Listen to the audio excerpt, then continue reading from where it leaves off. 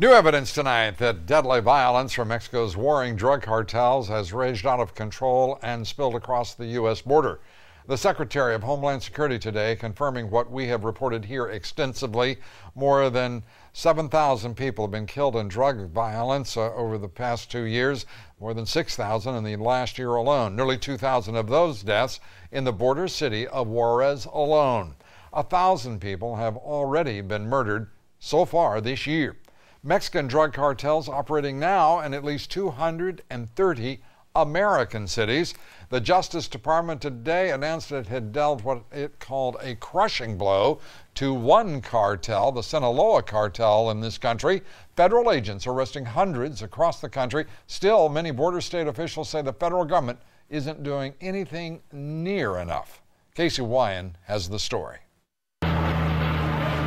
From California to Maryland, the Justice Department announced it has arrested 755 people with links to the notorious Sinaloa Mexican drug cartel. Due to their ruthless desire to expand and the successful efforts of law enforcement to curtail them, the Sinaloa cartel has violently lashed out and is responsible for much of the upsurge in violence taking place today in Mexico. The 21-month operation also netted 12,000 kilos of cocaine, 16,000 pounds of marijuana, 1,200 pounds of meth, more than 1 million ecstasy pills, plus $59 million in cash, 169 weapons, as well as vehicles, aircraft, and boats. The sad reality of what happens when these cartels are allowed to infiltrate our communities can be seen in every big city and small town in the United States of America.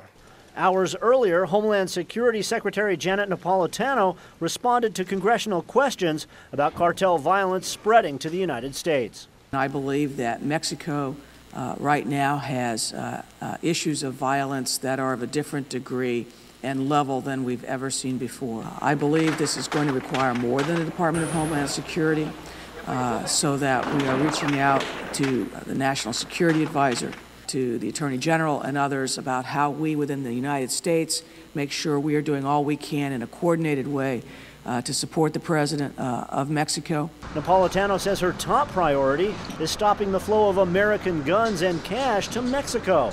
Texas Governor Rick Perry wants the federal government to do more. We obviously are very concerned that the federal government has not been funding the effort of border security.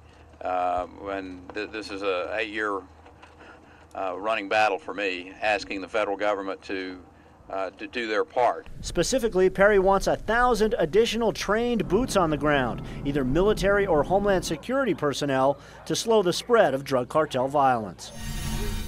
But Mexico's Attorney General Eduardo Medina Mora says that's not really necessary. He told the Dallas Morning News he does not see a role for the U.S. military in fighting drug cartels, saying the problem on the U.S. side of the border does not call for that. He added that Mexico has enough institutional capabilities to deal with the drug cartel war. Lou? Yet more in the latest survey that I've seen, Casey, more than half of the Mexican citizens surveyed say they don't believe their government is winning this war against the cartels. It's hard to say that they're winning by any measure, Lou, with deaths mounting daily, with drugs continuing to flow across the border, with police officials fleeing across the border for their own safety. Yeah. The drug war seems to be going very badly for the Mexican government. Yeah, I mean, let's be very, very clear here.